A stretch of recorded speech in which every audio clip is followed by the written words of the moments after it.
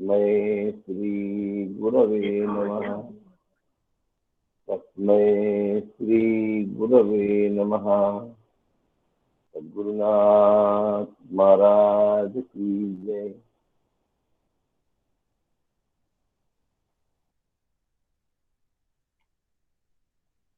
अंतवंत इमे देहा नित्य सोक्ता शरीरिणः अनाशिनो प्रमेयस्य तस्मात् विद्यस्य भारत। नैनं वेत्ति हत्तारं यश्चैनं मन्यते हतम् उभौ तौ न विजानीतो नायं हन्ति न हन्यते। हे श्लोक आपण काल पाहिले।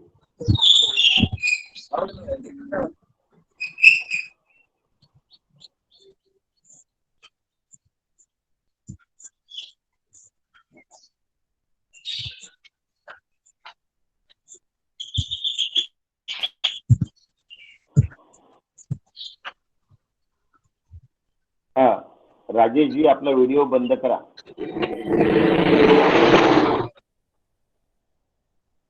ऑडिओ व्हिडिओ खूप त्रास देतो मध्ये।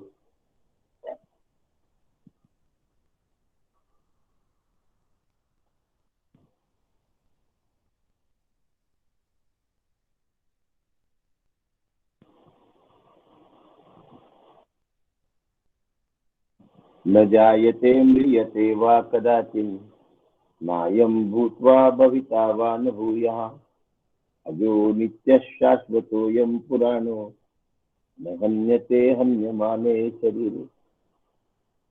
भगवंत अर्जुनाला उपदेश करतात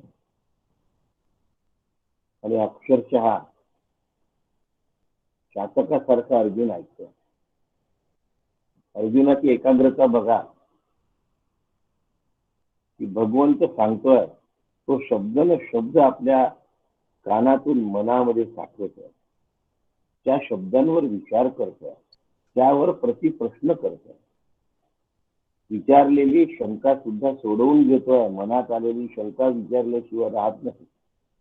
त्यामुळे अभ्यास करून शंका विचारणं हे उत्तम साधकाचं लक्षण आहे। पण अभ्यास करून शंका विचारल्या पाहिजे, अभ्यास केला पाहिजे। न जायते म्रियते वा कदाचित् नायं न अयं भूत्वा न अयं भविता वा अयं न भूयाः। अन्वय आहे, न जायते म्रियते वा कदाचित् नायं भूत्वा भविता वा न भूयाः अजो नित्य शाश्वतोऽयं पुराणो न हन्यते हन्यमाने शरीरे। दिव्य संदेश देतात आहे। भगवंताच्या मुखारविंदातून निघणारा प्रत्येक शब्द मोलाचा। न जायते म्रियते, आता जायते शब्दाचा अर्थ जन्म घेणे आणि म्रियते शब्दाचा अर्थ मरणे। मी जन्मालाही येत नाही आणि मी मरतही नाही, या अनुषंगित भगवंत बोलतात आहे। आता हा मी कोण आहे?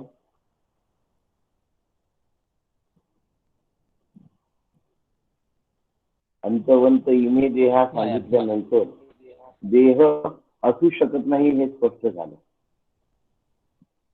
देह असू शकत नाही आणि जीव हा कल्पित आहे आणि म्हणून तो आत्मा आहे। कोणी उत्तर दिलं आहे आत्मा आहे म्हणून, उत्तर बरोबर आहे। पण का बरं आत्मा आहे? नेहमी हे लक्षात ठेवायचं की का बरं आत्मा आहे। न जायते म्रियते वा कदाचित् हे आत्म्याकरता का दिलं? त्याचं कारण देहासाठी असू शकत नाही। अंतवंत इमे देहा, मग आता जीवासाठी आहे का? न जायते, जीवाबद्दल काय सांगितलंय? न कश्चित जायते जीवा संभवस्य न विद्यते। जीव नावाची गोष्ट वस्तुस्थितीने अस्तित्वातच नाही, म्हणजे देहाला सांगितलेलं नाही कारण अचेतन जड देह आहे. जीवाला सांगितलं आहे का? नाही, जीव कल्पित आहे. मग कोणाबद्दलचं वर्णन सुरू आहे? आत्म्याबद्दलचं वर्णन. म्हणजे हे वर्णन आत्मस्थिती अनुभवूनच घ्यायचं. कारण की आत्म्याला सांगण्याचा प्रश्न उद्भवत नाही. मग आता प्रश्न कुठे आला? आत्मस्थितीच्या अनुभवाचा भाग. आणि आत्मस्थिती अनुभवायची म्हणजे आम्हाला एवढी उंची गाठली पाहिजे आणि त्याला वैचारिक उंची असं. त्या कृतीशील उंचींना काही अर्थ नसतो, पण दिव्य उंची जर गाठायची असेल त्याला वैचारिक उंची असं. आता मी जन्माला आलो नाही म्हणून मी मरणार नाही. मॅथमॅटिकली हे पटलं आपल्याला की मी जन्मालाच आलो नाही तर मी मरणार नाही. आता मी जन्माला आलो नाही हे पटवून कसं द्यायचं? काल संध्याकाळपासून सारखा मनामध्ये विचार घोळतोय की मी जन्माला आलो नाही पण आल्यासारखं तर दाखवायचं आहे आणि आलो नाही हे सिद्ध करायचं आहे. कशातून करावं? खूप विचार केला, अभ्यासी लोकांना विचारलं, पण उत्तर काही मिळेना. आणि शेवटी चिंतनातून उत्तर सापडलं. संतांच्याच चिंतनातून उत्तर सापडलं आणि ते उत्तर तुम्हाला देतो.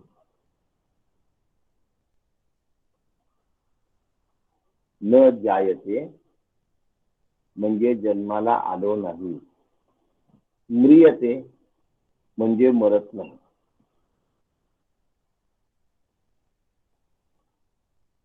शरीराला 6 विकार आहेत. पहिला अस्थिय. अस्थियाचा अर्थ गर्भामध्ये देह असणे. डॉक्टर सांगतात की मूल चांगलं आहे, हार्टबीट्स ऐकायला येतात आहे, म्हणजे अस्थि. मग जन्म होतो, जायते, मग वाढ होते, वर्गते, मग वाढ पूर्ण होते, बालक असतो, तरुण असतो, मग पूर्ण वाढ होते, विपरिणाम होते. आता परिपक्वता आली वाढीला, याच्यापेक्षा जास्त वाढ होणार नाही. आता आपली वाढ आहे, आपल्या वाढीला परिपूर्णता आलेली आहे, याच्यापेक्षा जास्त आपली वाढ होण्याची शक्यता नाही. म्हणून विपरिणाम होते.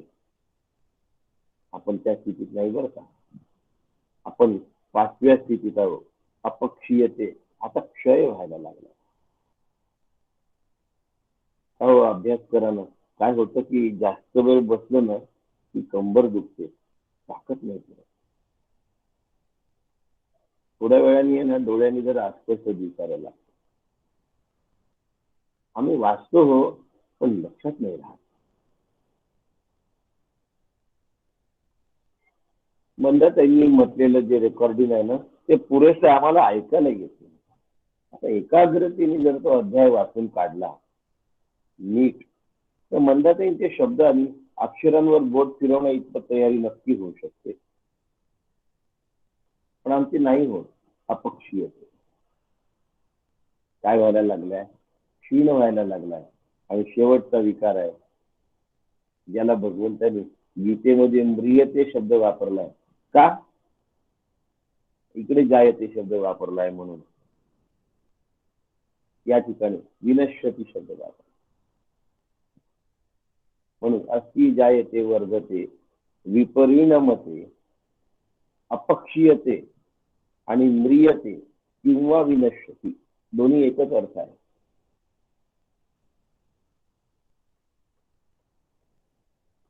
आता हे सगळे जे विकार आहे ते अंतवंत इमे देहा, शरीर अंतवंत आहे म्हणून आहे. म्हणजे हे सगळे जे विकार आहेत ते उपाधीला आहे. विकार आत्म्याला नाहीत, विकार उपाधीला आहे. उपाधीचा जन्म झाला. फोटो असतो घरात पुष्कळदा लोकांच्या, त्या फोटोवर लिहिलं असतं जन्म अमुक अमुक तारीख, मृत्यू अमुक अमुक तारीख. याचा अर्थ त्या उपाधीला, त्या शरीराला या तारखेला जन्म झाला आणि या तारखेला विनश्यती, तो देह संपला.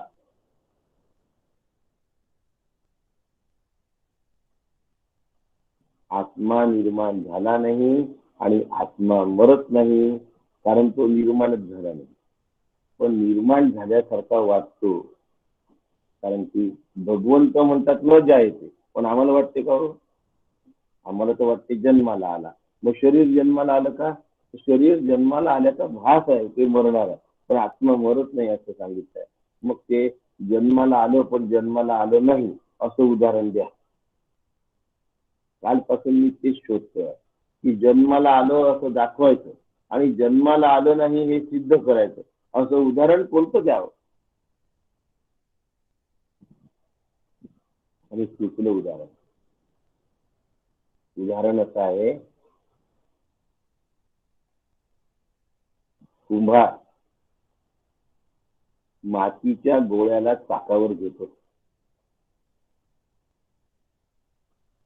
कुंभार मातीच्या गोळ्याला चाकावर घेतो आणि चाक गरगर फिरवतो आणि त्या गोळ्याला असा हात लावतो. हात लावल्याबरोबर त्या गोळ्याचा काय व्हायला लागतो? कुंभ व्हायला लागतो. आता अर्ध मडकं तयार झालाय त्या गोळ्याचं. आणखीन त्याच्यात तो गोळा ऍड करतोय मातीचा आणि ते मडकं आकार घ्यायला लागला. आता ही जी माती होती, मातीचा जो गोळा आहे, त्या गोळ्याच्या संपूर्ण भोवती आकाश आहे.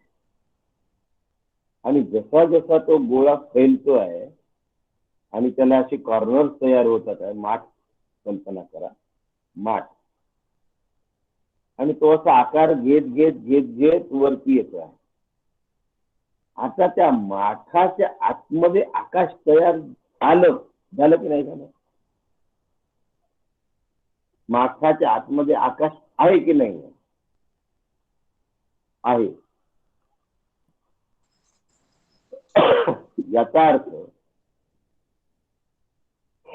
याचा अर्थ घटाकाश नावाचं आकाश जन्माला आलं.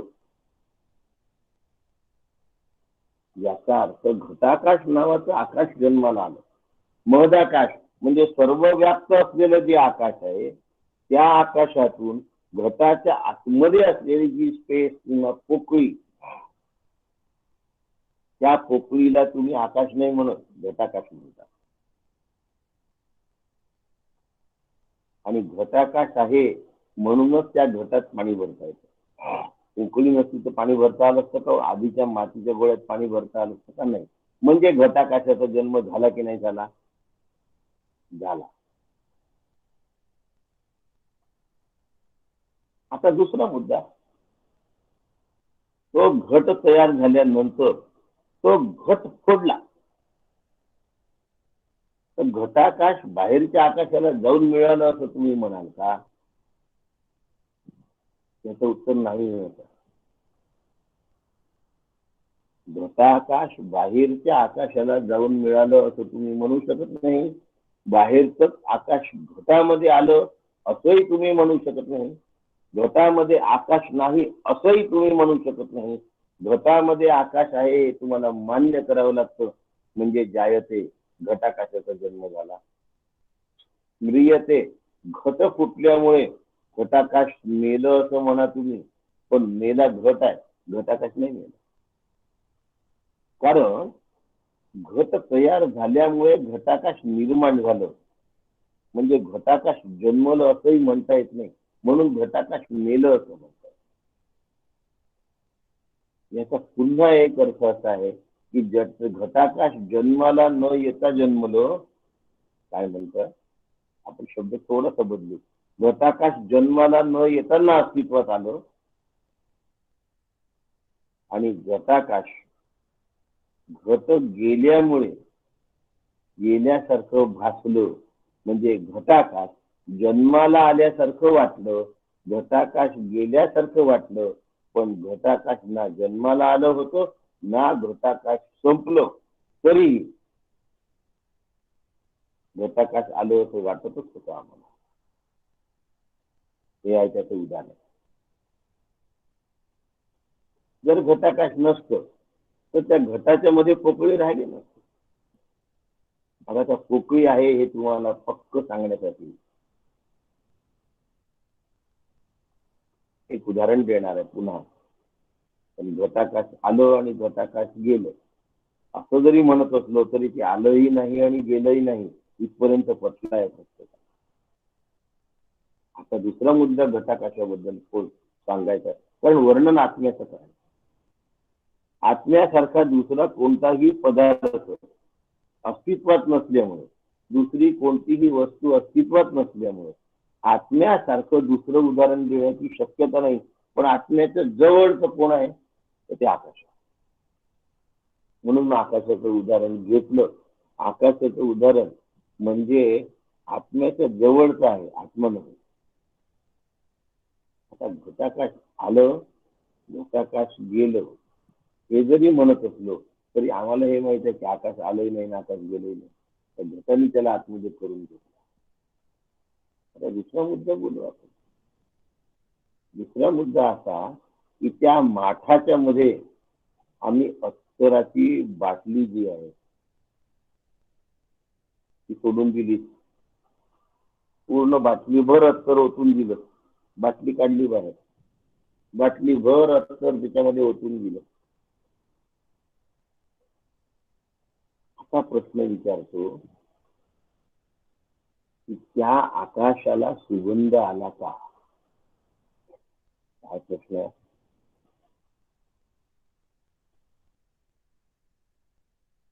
दुसरं एक उदाहरण देऊ की त्याच माठामध्ये म्हणजे तशात एक सडका उंदीर टाकला. त्या आकाशाला दुर्गंध आला का? उत्तर आहे आकाश सुगंधीही झालेलं नाही आणि आकाश दुर्गंधीही झालं नाही, कारण आकाशाने गंधाचा संग केला नाही. सहवास आहे पण संग नाही. तसा हा जो आत्मा आहे हा माझ्या देहाच्या सहवासात आहे पण संगात नाही. कसा? आकाशात. आणि हा आत्मा म्हणजे मी न जायते जन्माला आलेलो नाही पण आल्यासारखं वाटतं. शरीराने मरणार नाही पण शरीराला खरं मानलं म्हणून मेल्यासारखं वाटतं. फोटोमध्ये तारखा लिहितात. लोकांना भले आपल्या तारखा लिहू देत, लोकांना भले श्राद्ध करू देत, लोकांना भले वाढदिवस करू देत, माझ्या आतमध्ये पक्क असलं पाहिजे की माझा जन्म झालेला नाही म्हणून मी मरणार नाही. कशाप्रमाणे? घटाकाशवत.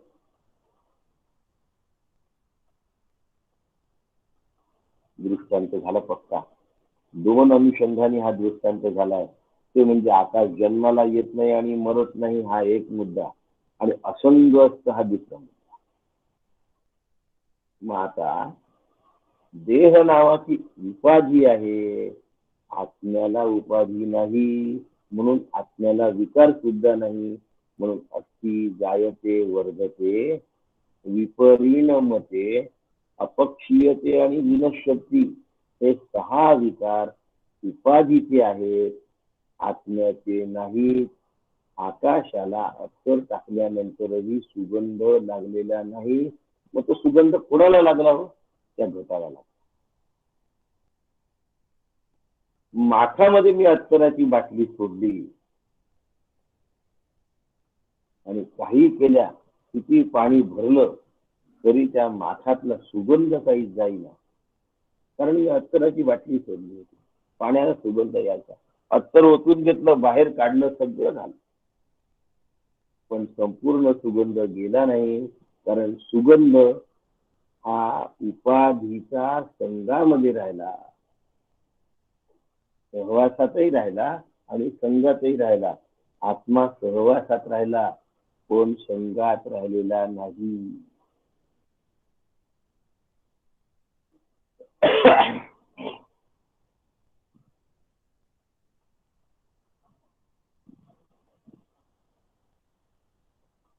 मी शर्ट घालून बाहेर गेलो काल, कोणता शर्ट घालून बाहेर गेलो हे माझ्या ध्यानीमनी राहिलं नाही. म्हणजे मी शर्टच्या सहवासात होतो पण संघात नव्हतो. मला नाव ठेवायचं नाही, माफ करा.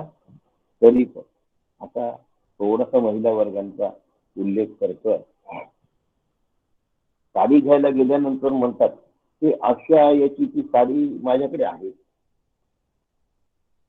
अशी नका दाखवू. तो म्हणतो ठीक आहे. तो दुसऱ्या प्रकारचे दाखवतो. ह्या काठाचे आहेत की नाही, ह्या काठाच्या डिझाईनच्या माझ्याकडे साड्या आहेत. बर, मग ते तिसरा प्रकार, अशा प्रकारचे पदर आहेत की नाही, ते आहेत मला.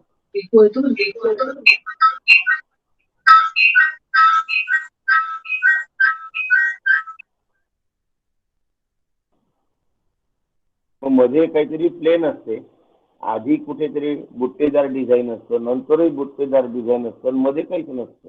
अशा पण प्रकार माझ्याकडे आहे. एवढ्या संघामध्ये असतात. विशिष्ट वर्गाला साड्यांसाठी नेहमी उद्धृत केलं जातं. त्याचं कारण तो वर्ग त्या संघामध्ये असतो, बहुतांशी असतो. सगळे असतील असं नाही म्हणत.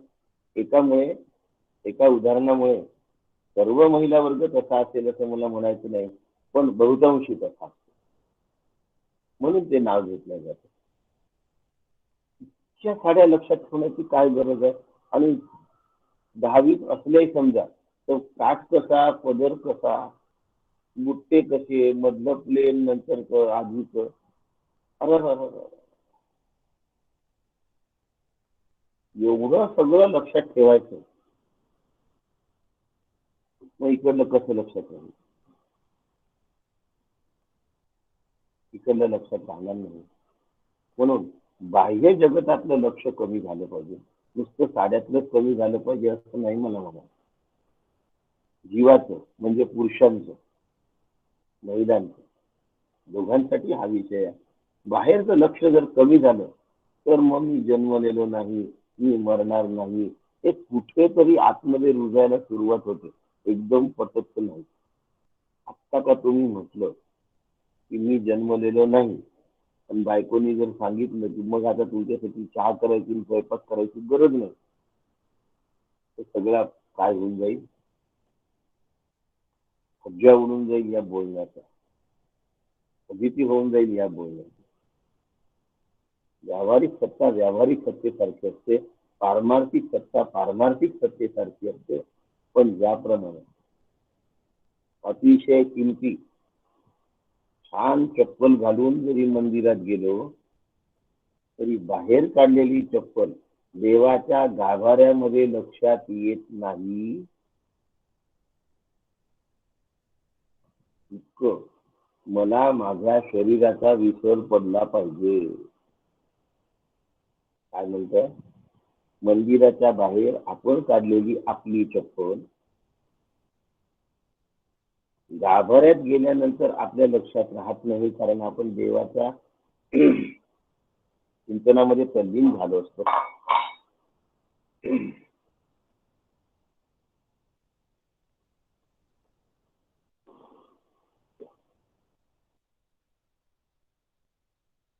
इतकं माझ्या देहाचं चिंतन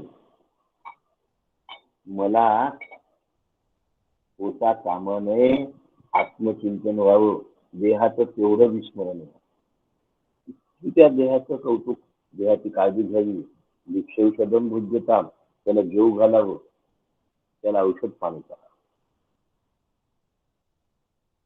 पण चिंतन देहाचं करता कामा नये, ते चिंतन विनाशकारी, देह विनाशकारी असल्यामुळे देह चिंतन सुद्धा विनाशकारी. मला माझ्या देहाचे चिंतन टाकून देता आलं पाहिजे, आणि हे साधनेचा एक भाग. रोज आपण आपल्या घरातला कचरा बाहेर काढतो की नाही घराच्या, तसं ती जी देहबुद्धी आहे तिला रोज मी फेकलं पाहिजे, रोज फेकलं पाहिजे, क्षणाक्षणाला फेकलं पाहिजे.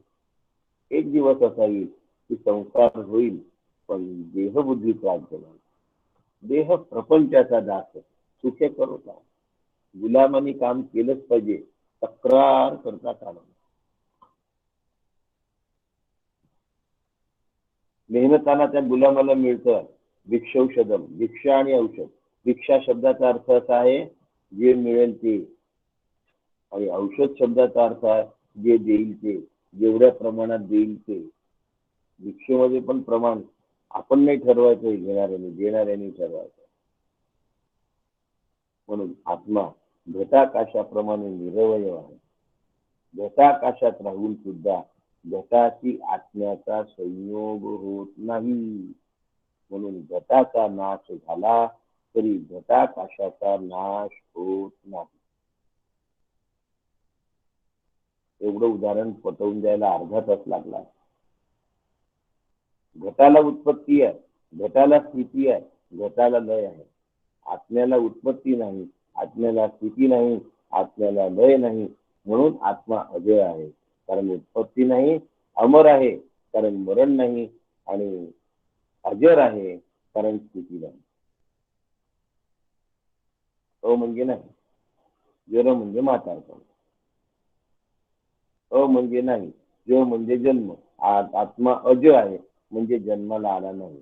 अजर आहे, जर म्हणजे म्हातारपण. अ म्हणजे नाही, म्हणून आत्म्याला म्हातारपण नाही, कारण स्थिती नाही.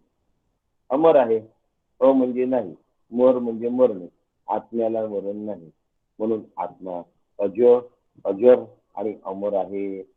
असा आत्मा मी आहे, म्हणून मला जन्म नाही, म्हणून मला मरण नाही.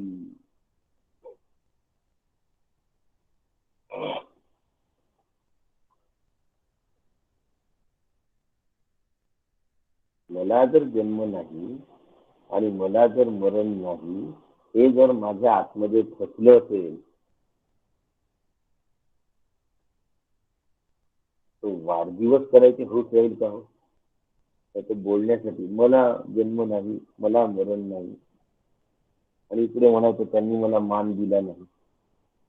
माझा वाढदिवस आहे, माझ्या वाढदिवसाला ते भलं मोठं प्रेझेंट घेऊन आले नाही. माझ्या वाढदिवसाचं मला विश केलं नाही, मला फोन आले नाही. इकडे मी कसा आहे, न जायते, जन्माला आलो नाही म्हणायचं, आणि तिकडे माझा वाढदिवस साजरा झाला नाही म्हणून किल्ल. आजकाल माझी कोणाला किंमत नाही. लोक माझा वाढदिवस विसरतात, किंवा आठवण ठेवली बा माझ्या वाढदिवसाची, कमाल झाली. आपलं काही जरी वाटलं तरी मी आत्मा नाही हे पक्क झालं.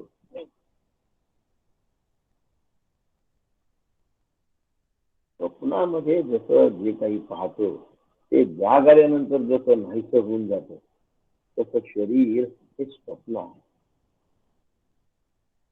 माया आहे.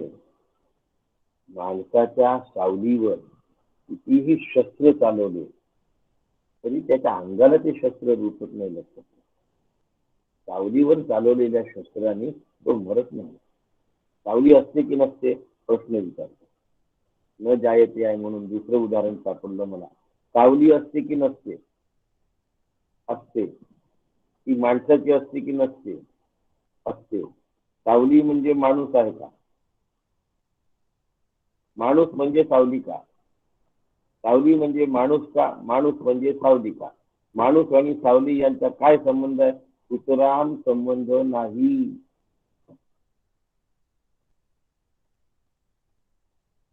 सावली आणि माणूस याचा सुतराम संबंध नाही. हा माझा फोन पुन्हा काहीतरी बंद पडण्याच्या स्थितीत आहे, ओव्हर हिटिंग लिहून आलाय फोनवर. तर मी हिचा फोन घेऊन पुन्हा सुरू करेन, तुम्ही काळजी करू नका. हे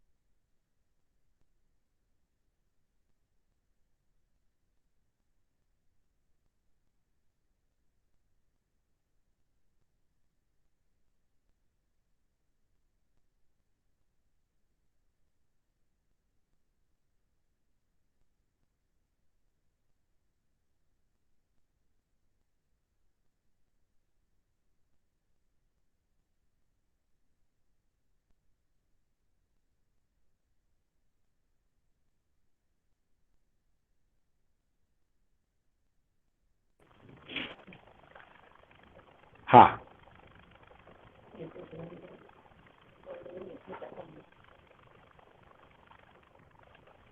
मी जन्माला आलो नाही असं म्हणायचं आणि माझा वाढदिवस साजरा झाला नाही म्हणून खंत करायची, किंवा वाढदिवस काय छान साजरा केला, कोणाचाच एवढा चांगला होत नाही म्हणून हर्ष व्यक्त करायचा.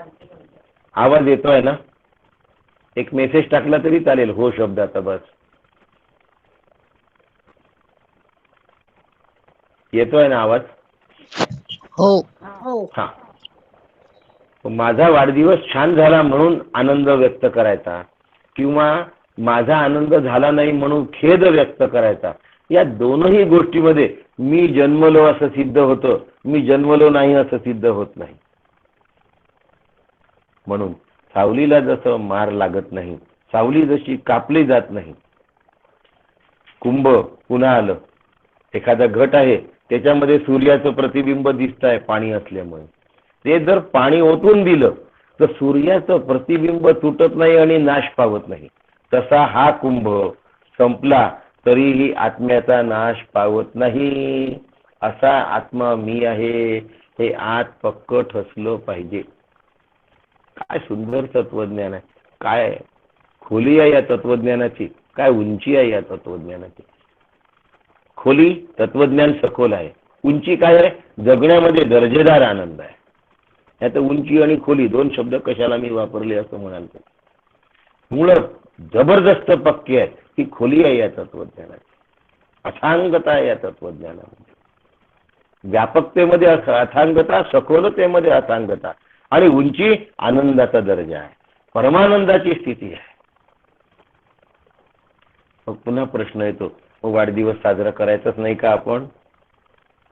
काय प्रश्न येतो? वाढदिवस साजरा करायचाच नाही का आपण? आपण साजरा करण्याची गरज नाही आहे. आपण वाढदिवस साजरा करण्याची गरज नाही आहे. कुणी जर वाढदिवस साजरा करत असेल, छे छे मी जन्मलो नाही, मी मरणार नाही, अशाही पण नाटक करायची गरज नाही. माझा वाढदिवस करू नका, मी काही जन्माला आलेलो नाही, मी आत्मा आहे, आत्मा कधी जन्मत नाही, आत्मा कधी वरत नाही, म्हणून माझा वाढदिवस करू नका, असं नाही.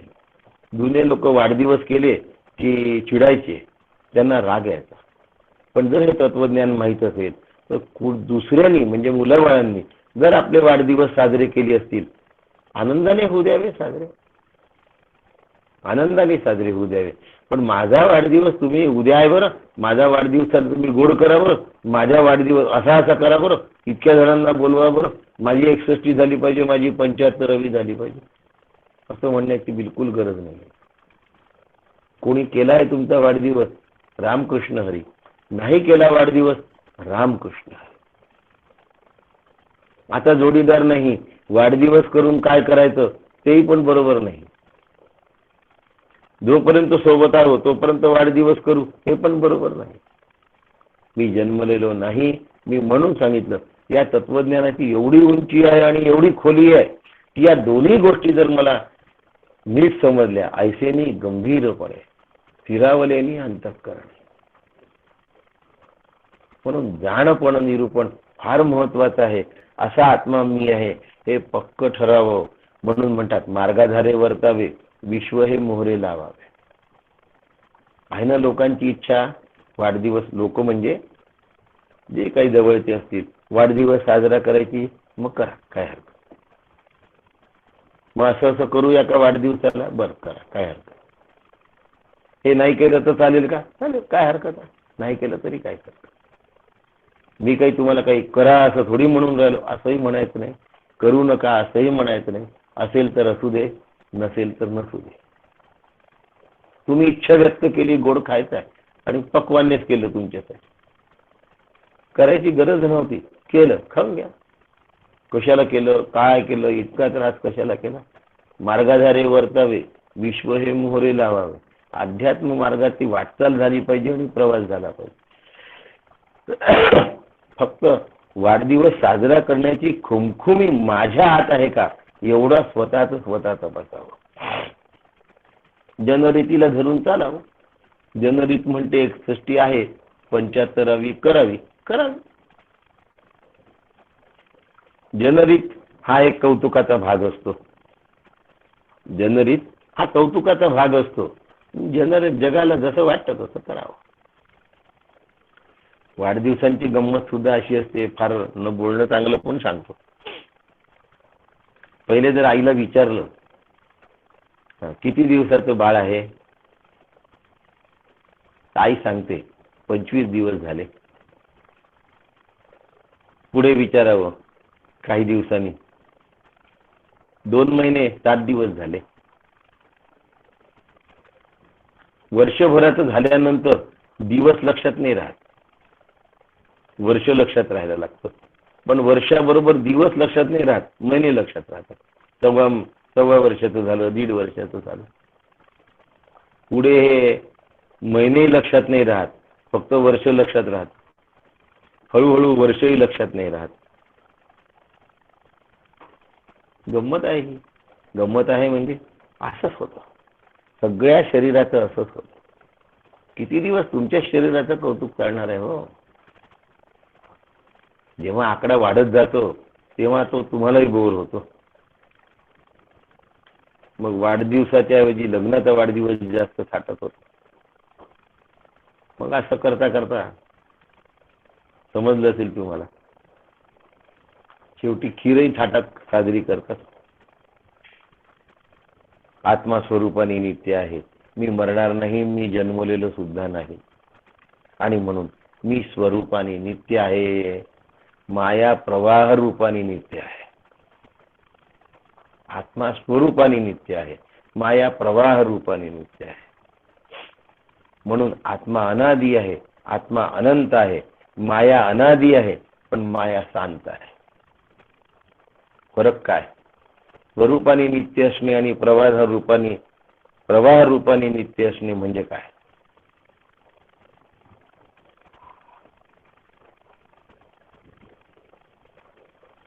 माझ्या वडिलांना मुलगा झाला म्हणजे मी, माझ्या वडिलांना मुलगा झाला, मुलगा होणं या निमित्ताने प्रवाह चालू आहे. मला मुलगा झाला, मुलगा होणे निमित्ताने प्रवाह चालू आहे. मुलाला मुलगा झाला, मुलगा होणं निमित्ताने प्रवाह चालू आहे. पण वडील गेलेत, ते थांबलं, हेही थांबणार, पुढचंही थांबणार. चालत असलेला प्रवाह हा पुढे पुढे जात असतो, मागचा संपत असतो. लक्षात ठेवा. आपल्या आजोबांना आपले वडील झाले, वडिलांना आपण झालो, आपल्याला मुलं झाले, मुलांना आपले नातू झाले. प्रवाहाने नित्य आहे माया, पण स्वरूपाने हे बघा मागचं सगळं खंडित होत आलं. पण आत्म्याचं असं नाही. आत्मा अनादी आहे. आपले आजोबा जेव्हा होते तेव्हा सुद्धा आत्मरूपाने मी होतो, देहरूपाने नव्हतो, आत्मरूपाने होतो. आणि अनंत आहे. जगाचा प्रलय झाला तरी आत्मा जाणार नाही. आता कळलं का? आत्मा स्वरूपाने नित्य आहे आणि माया प्रवाह रूपाने नित्य आहे. म्हणून आत्मा अनादी आहे आणि आत्मा अनंत आहे. माया सुद्धा अनादी आहे पण शांत आहे, कारण ज्ञान निवर्ते आहे. ज्ञानाने माया नाहीशी होते. आत्मा नाहीसा नाही होत, तो ज्ञानरूप आहे. म्हणून न हन्यते आणि हन्यमाने शरीरे. न हन्यते हन्यमाने शरीरे. शरीर मेलं तरी आत्मा मरत नाही. शरीर ही आत्म्याची कल्पित उपाधी आहे, वास्तविक नाही. आत्मा आणि शरीर यांचा संबंध सुद्धा कल्पित आहे. हा शर्ट आणि मी याचा संबंध कल्पित आहे, मी घातला म्हणून. एकेकाळी हा शर्ट दुकानात विक्रीला होता, म्हणजे त्यावेळी त्या शर्टाची मालकी कोणाची होती? दुकानदाराची होती. त्यांनी घातला नव्हता हा भाग वेगळा, पण मालक कोण होता? दुकानदार होता. त्याच्या आधी हा शर्ट कोणीतरी शिवला असेल, तेव्हा तो जो शिवणारा कारखानदार आहे तो मालक असेल. त्यानंतर दुकानदार त्याचा मालक झाला. आज मी याचा मालक झालो आणि उद्या जो कोणी घालेल तो याचा मालक होईल. म्हणजे प्रवाह रूपाने मालकी चालू आहे. प्रवाह रूपाने म्हणजे वाहत्या रूपाने मालकी चालू आहे, पण नित्यत्व जे आहे ते हरवलेलं आहे. म्हणून माया शांत आहे. न हन्यते हन्यमाने शरीरे. तिचा नाश नाही हो, नाश आत्म्याचा होत नाही. मायेचा नाश होतो. म्हणून नाशाबद्दलचं स्पष्टीकरण पुढच्या श्लोकात दिलं आहे. वेदा विनाशिनम नित्यम. नाशाबद्दलचं वर्णन आहे. न येन मजमव्ययम कथम स पुरुषा पार्थ संघातयती हंतिकम. माऊली म्हणते, शरीराच्या लोपी सर्वथा नाशू नाही स्वरूपी, म्हणून तू हे नारोपी भ्रांती बापा. शरीर नाहीस झालं म्हणून तुझं स्वरूप नाही गेलं. मला आता प्रश्न, पुन्हा उदाहरण द्यावं लागणार. उदाहरण देण्याशिवाय पर्याय नाही. उदाहरण असं आहे, माठ.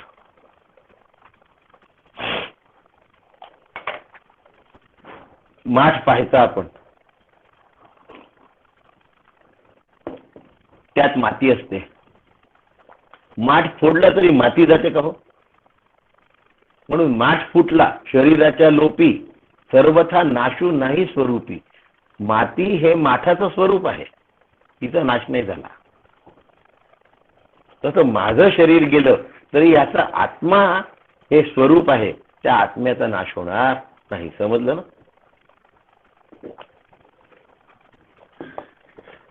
आत्म्याचा नाश होणार नाही. मग आता शरीराचा नाश झाल्यानंतर जर आत्म्याचा नाश होणार नाही हे जर पक्क माहिती असेल, तर मग स्वतःला मारणे किंवा दुसऱ्याला मारण्यास प्रवृत्त करणे काय विषय आहे? कं घातयती हंतिकम. वेदा विनाशिनम नित्यम य एनम अजम अव्ययम कथम स पुरुषः पार्थ कं घातयती हंतिकम. स्वतःचा नाश करतो किंवा दुसऱ्याला नाश करण्यासाठी प्रवृत्त करतो असा आत्मा कधीच करत नाही. हा श्लोकच प्रश्नार्थक आहे.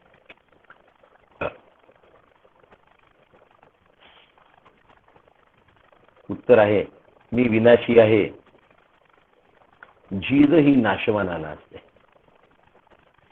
असा झीज जाणारा देह आहे. ज्याच्या अंतःकरणावर मी देह आहे हे पक्क भिनलं असतं, त्याच्या अंतःकरणाला भय आणि चिंता असते. बाकीच्यांना भय आणि चिंता नसते. मी अविनाशी आहे असं ज्याला कळलं त्याला भय नाही, त्याला चिंता नाही. आणि म्हणून मी नित्य स्वरूपाने असलेला आत्मा आहे हे आतमध्ये पक्क ठसलं पाहिजे. सध्या कोरोनामुळे अगदी अवतीभोवती मरणाच्या बातम्या येतात, पण माझा मरणाशी संबंध नाही. देह मरो अथवा तरो, मी मरणार नाही. मग आतमध्ये भय नाही वाटणार हो कोरोनाचा. काळजी घ्यायला हवी, नियम सांभाळायला हवे, पण भय वाटण्याची काय गरज आहे? धास्तावून जाण्याची काय गरज आहे? घाबरून जाण्याची काय गरज आहे? मी अकर्ता असल्यामुळे शरीराने केलेल्या कामामध्ये माझा हक्क हे नाही, म्हणून मी कोणाला मारतही नाही आणि मी स्वतः मरतही नाही. मी अकर्ता आहे. पण अकर्ता आहे असं म्हणत असताना पुन्हा आलं, न जायते, वाढदिवस आहे असं करत असताना, मी अकर्ता आहे असं म्हणत असताना व्यावहारिक कौशल्य मला गाठता आलं पाहिजे. जर मी सर्जन असेल तर मला उत्तम सर्जरी करता आली पाहिजे. जर मी डॉक्टर असेल तर मला उत्तम औषधोपचार करता आला पाहिजे. जर मी गृहिणी असेल तर मला उत्तम स्वयंपाक करता आला पाहिजे. उत्तम सर्जरी करणं जेवढं महत्वाचं भगवंताच्या दृष्टीने, तेवढंच उत्तम स्वयंपाक करणंही महत्वाचं. कोणतंच काम दुय्यम नाही, कौशल्यपूर्ण पाहिजे. स्किल्ड वर्कला फार महत्व आहे. आणि स्किल तुम्हाला आत्मसात करताच आलं पाहिजे व्यवहारात. ते जर स्किल आत्मसात केलेलं नसेल, परमार्थ कसा मिळणार? प्रपंचातलं स्किल आम्हाला येत नाही. प्रपंच गबाळ गंटूर, त्याच्यात सगळं आलं.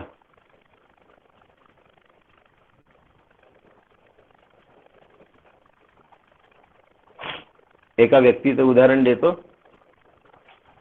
ते आता हयात नाही आहे.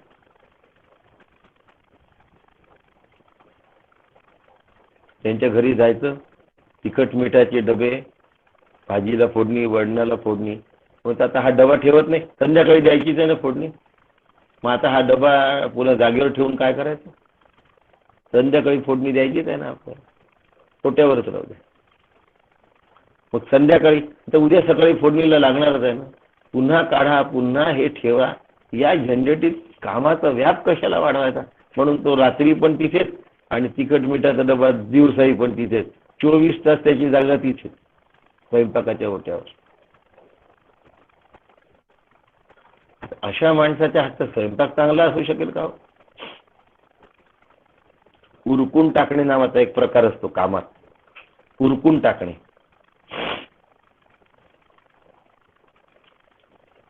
ही जी मजूर मंडळी आहे की नाही, माफ करा थोडंसं वाईट नका वाटून घेऊ, ही जी मजूर मंडळी असतात ना, ही आयुष्यभर मजूर राहण्याचं कारणच असं असतं की ते काम उरकून टाकतात, काम ते ढकलून टाकतात, ते काम केल्यासारखं करून टाकतात.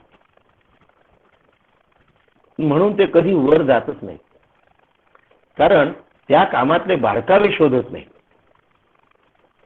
त्या कामामध्ये मन होतच नाही. आपलं घर झाडायला जेव्हा मोलकरणी येते तेव्हा एक डावीकडून झाडू, एक उजवीकडून झाडू, मधला भाग नको झाडू. त्यांना परमेश्वर ते यश नाही देत. पण तिने जर स्किलफुली झाडण्याचं काम केलं असेल मालकाच्या घरी, तर तिचं झाडणं सुद्धा परमेश्वराला प्राप्त होतं. म्हणून जनाबाई नामदेवासारख्या झाल्या, नामदेव झाल्या, पांडुरंग झाल्या. म्हणे नामयाची दासी. सगळं काम करत असे नामदेवांकडे. पण कसं करत असे हो? आपल्याकडे काम करतात तशा महिलांसारख्या नव्हत्या करत त्या.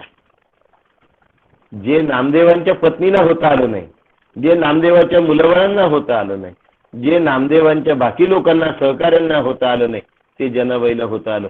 स्वतःचं काम स्किलफुली केलं आणि तिने नामदेवाकडे काम केलं नाही. जनाबाईंनी गुरूंकडे काम केलं. जनाबाईंनी भगवंताकडे काम केलं. आम्ही जरी गुरुकडे करतो असं वाटत नसेल तर हे भगवंताचं मंदिर आहे आपलं घर असं समजून काम करायला काय हरकत आहे? पण भगवंताचं मंदिर म्हटलं तर माणसांची आसक्ती नाही ठेवता येत. आपला विषय आहे एक तर स्वतः करणे किंवा करवून घेणे. या दोनही गोष्टी करत असताना मी संघामध्ये लागू नये, माठामध्ये अत्तर, हे लक्षात ठेवा. मला क्लेश झाले की मी संघात लागलो, याची खुणगाठ काय? टाळा म्हणतात त्याला. मला क्लेश लागले झाले मी अकर्ता नाही, लक्षात ठेवा. मला दुःख झालं की मी अकर्ता नाही. अविद्या, अस्मिता, राग, द्वेष आणि अभिनिवेश, कृत्यया पंचतय्या क्लिष्टा क्लिष्टा, असं पतंजल योग सूत्राचं सूत्र आहे. अविद्या, अस्मिता, राग, द्वेष आणि अभिनिवेश. शास्त्रांनी हे करू नको सांगितलं, शास्त्रांनी ते करू नको सांगितलं, शास्त्रांनी असं करू नको सांगितलं, शास्त्रांनी तसं करू नको सांगितलं. हा सगळा आतमध्ये कर्तृत्व भाव नसावा म्हणून सांगितलंय. शास्त्र का पाळायचं? ते कर्तृत्व माझ्याकडे घेतो मी, शास्त्र नाही पाळलं तर. आणि शास्त्र पाळलं तर ते शास्त्राकडे जातं, मग त्याचा लाग मला लागत नाही. आणि म्हणून शास्त्र पाळावं, म्हणून सांगेल तसं करावं. शास्त्र नेहमी जे आदेश देतं ना ते अज्ञानाला देतं. म्हणून कर्मयोग अज्ञानासाठी आहे आणि सांख्ययोग ज्ञानासाठी आहे. सांख्ययोग कळायला त्याच्याचमुळे कठीण आहे. म्हणून याचं आपण टिकलो पाहिजे. टिकलो तर जमलं, नाही टिकलो तर कठीणच आहे. कर्म हे अज्ञानाला सांगायचं असतं. म्हणून मग काही लोकांना संत हे कर, ते कर, उपास कर, तापास कर, असं कर, तसं कर सांगतात. पण त्यातून त्याला वर यायचं आहे हे जर तो विसरून गेला तर कृतिशीलता शिल्लक राहते. ज्ञानाला ज्ञान सांगायचं असतं. काही जण आजवर खूप काही करत आले पण ज्ञानाची भाषा नाही केली, त्यांना असं वाटतं आम्ही हे केलंच नाही एवढे दिवसात परमार्थ. अरे तू केलेल्या कर्मामुळे आता तुला हे समजायला लागलं. आता चल ना काकांकडे. आजवर तू कर्मामध्ये तुझं आयुष्य घालवलं पारमार्थिक. म्हणजे खूपदा तो धार्मिक असतो, थोडा थोडा पारमार्थिक असतो, पण आध्यात्मिक नसतो. अधिक आत्मा. अधि म्हणजे देह, आत्मा म्हणजे आत्मा. देहामध्ये आत्मा आहे हे पाहण्याची सवय म्हणजे आध्यात्मिक. मग आता देह नाही पाहायचा आत्मा बघायचा, देह नाही पाहायचा आत्मा बघायचा. आता तो आध्यात्मिक व्हायला लागला. आधी धार्मिक होता, मग त्याच्यातूनच आता वरच्या शाळेत गेलाय. लवकर चल म्हणून ज्ञानाला सांख्ययोग सांगतात. ज्ञानाला साधना नाही सांगत जास्त. कर्मप्रवण माणसाला साधना खूप सांगतात. 1000 प्रदक्षिणा मार, असा असा नैवेद्य दाखव, एवढ्या एवढ्या लोकांना जेव घाल, तसं कर तसं कर तसं कर. आणि तसंच सांगितलं पाहिजे, हे तेवढंच बरोबर आहे. कोणाला काय सांगितलं पाहिजे हे नेहमी लक्षात ठेवा, नेहमी लक्षात ठेवा.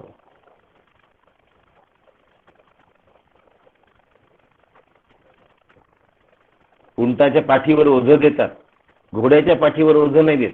घोड्याच्या पाठीवर रपेट करायचे असते, सुसाट वेगाने भरधाव.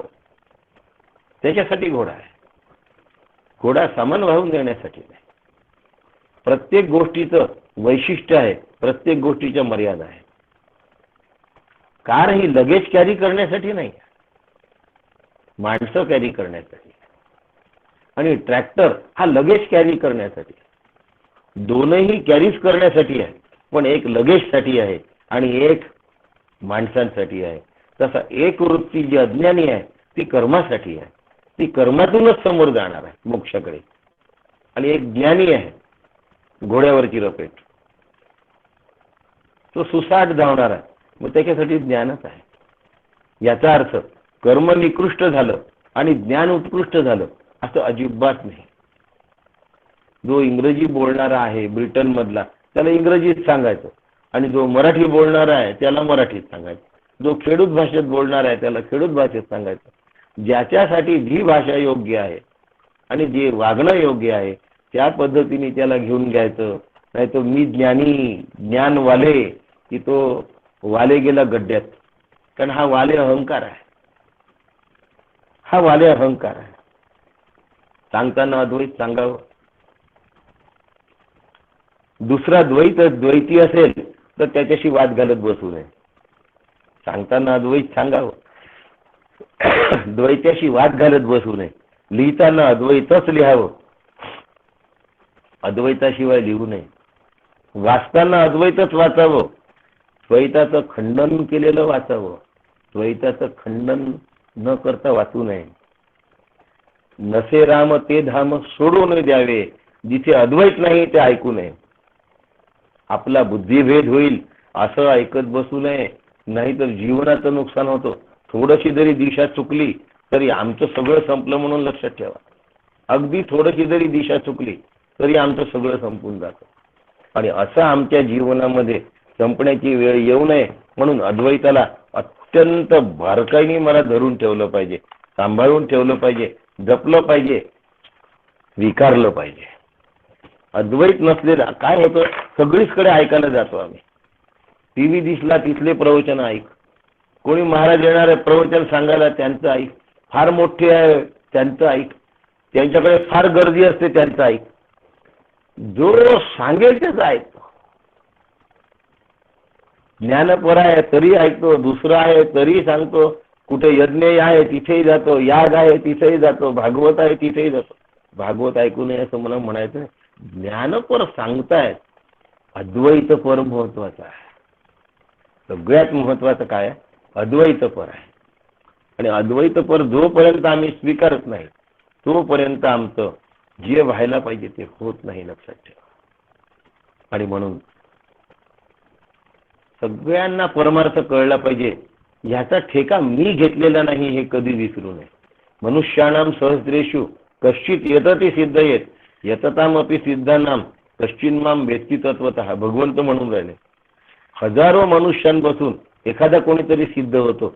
आणि हजारो सिद्ध झालेल्या लोक जे प्रयत्न करत असतात त्यातला एखादा मला येऊन मिळतो, इतकं रेअरेस्ट रेअर आहे, लक्षात ठेवा. या श्लोकाचं सविस्तर स्पष्टीकरण करू तेव्हा बाकीचं बोलू. पण सगळं जग परमार्थाला लागेल या भ्रमामध्ये राहू नका. माझं घर परमार्थाला लागलं पाहिजे याही भ्रमामध्ये राहू नका. भाबडा विचार कधीही चुकून आपण करू नये. म्हणून नातलगांना जमवण्याच्या भानगडीत पडू नका.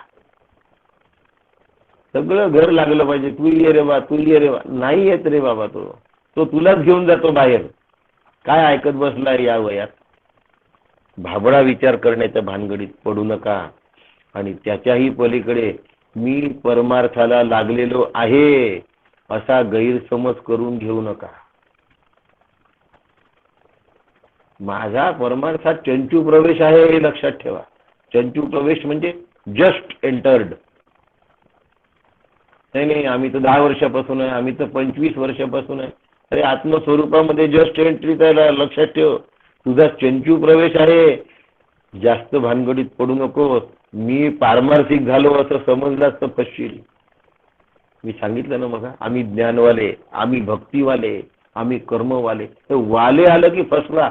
म्हणून मी नेहमी नवीन आहे, मला फारसं येत नाही असंच आतमध्ये असावं. आपला चंचू प्रवेश असावा. मला फार ज्ञान नाही, खूप मोठे ज्ञानी लोक आहेत, माझं अल्पच ज्ञान. आणि हे लोकांना दाखवण्यासाठी म्हणू नये. आपल्या आतमध्ये असं असावं विचार पक्का. 1 मिनिटात सांगतो. 3, 4, 5 प्रकारचे परमार्थ आहेत. त्यातले 2-3 प्रकार सांगून देतो. एकाला म्हणतात सवडीचा परमार्थ. असा आहे, लॉकडाऊन चालू आहे, बाहेर जाणं येणं बंद आहे, कोरोना आहे वेळ, बसा 7 ते 8, काय फरक पडतो. ऐकलं तर काय, उगीच वेळ वाया थोडी जाणार आहे. काहीतरी तर कानावर येईल. आहे लॉकडाऊन आहे, दुकानं बंद आहे तोपर्यंत, ऑफिस बंद आहे तोपर्यंत ऐकत राहू. याला सवडीचा परमार्थ असतो. एक नडीचा परमार्थ असतो. काहीतरी अडलं नडलं, ऍडमिशन मिळत नाही, असं नाही तसं नाही, काय करू सांगा, कसं करू सांगा, देवाचं काय केलं म्हणजे मग याचं होऊन जाईल. याला नडीचा परमार्थ. आणि एक आवडीचा परमार्थ. आवडीचा जो परमार्थ असतो तो एक वेगळाच प्रकार आहे आणि त्याला वेळ असतो त्या परमार्थात. आणि तो परमार्थ अंगीकारच जर तो असेल तर त्याला तो परवडणारा नसतो. तुझा संताप गेला पाहिजे, तुझी प्रसन्नता टिकली पाहिजे. किती कठीण आहे. अरे बाकीच्यांना सांगा ना. नाही, दुसऱ्यासाठी नाही आहे, तुझ्यासाठी. अरे बाबा, मग आता तुझी प्रसन्नता तुला सांभाळायची आणि इतरांनी कसं वागलं पाहिजे हे सांगून होणार नाही. ते तसेच वागत असताना मी माझी प्रसन्नता कशी टिकवेन याच्यावर सगळ्यात महत्वाची गोष्ट आहे. याला आवडीचा परमार्थ असं म्हणतात. असा न परवडणारा असून सुद्धा जर तो मला आवडत असेल तर तो आवडीचा परमार्थ आहे. गोंदवलेकर महाराज म्हणतात की शिष्याला जे पाहिजे ते देत नसताना सुद्धा त्याला जर ते गुरु आवडत असतील तर त्याचं गुरुवर प्रेम आहे. शिष्याला जे हवं असतं, काय हवं असतं शिष्याला? प्रपंचातल्या वस्तू हव्या असतात, जगतातल्या वस्तू हव्या असतात, जगतातलं सगळं ठाकठीक हवं असतं. ते देत नसून सुद्धा त्याला गुरु आवडतोय याचा अर्थ त्याला परमार्थ आवडतो. म्हणून काकांकडे आत्मकल्याणासाठीच जायचं, बाकी कशासाठी जायचं नाही. मग या विषयाचा कंटाळ येतो, केव्हा ऐकू. मीच म्हटलं काका तुम्ही गीता घ्यायला सांगितली, एवढी गीता घ्यायची आहे, वेळ किती लागेल? ते म्हणे तू वेळ का विचारतोस, तू वेळेचा विचार का करतोस? तुला अभ्यास करायचा आहे ना, अभ्यास करत राहा, किती वेळ लागू दे, तुझा अभ्यास चालू दे, संपला विषय. मग गीता सुरू झाली. हे तर किती दिवसाचं आपलं प्रोजेक्ट आहे. काय अशा प्रकारचे हिशोब करून चालत नाही. जे ऐकणारे असतील ते ऐकतील, नसतील ते ऐकतील. मी सांगणार आहे. जेवढे ऐकणार आहेत तेवढ्यांना घेऊन चालणार आहे.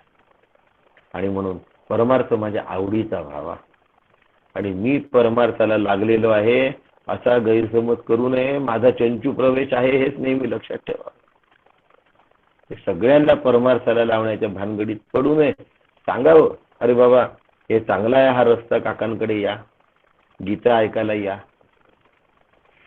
तुझा आम्ही एंट्री करून देतो. त्यानंतर मात्र तो अभ्यास करतो आहे की नाही जास्त उठाठेवी करू नये.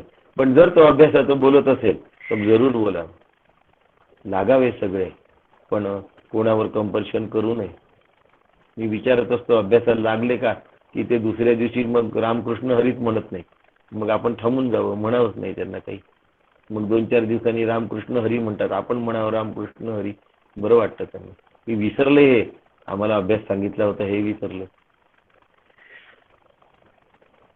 ज्या विद्यार्थ्याला उत्तर द्यायचं नसतं ना, तो समोरच्या विद्यार्थ्याच्या पाठीमागे दडत असतो. शिक्षकाने प्रश्न विचारला की तो त्याच्या पाठीमागे दडतो आणि नेमकं शिक्षकाला कळतं की हा दडलाय म्हणजे याला प्रश्न येत नाही, हा उत्तर सांगू शकत नाही, शिक्षक त्यालाच विचारत. तसं ऑनलाईन मध्ये पण दडण्याच्या पद्धती वेगळ्या आहेत, त्या शोधून काढल्या आहेत तर त्या हुडकून पण काढल्या पाहिजे. अशा हुडकून काढली मी पद्धत आणि माझ्या लक्षात आलं काय आहे, मग आता दुसऱ्या वेळेला विचारायचं ज्याला जसं ठीक वाटतं. रामकृष्ण हरिपुरता भेटतोय का रामकृष्ण हरिपुरता भेट, अभ्यासाच्या प्रश्नाकरता भेटतोय का अभ्यासाच्या प्रश्नाकरता भेट.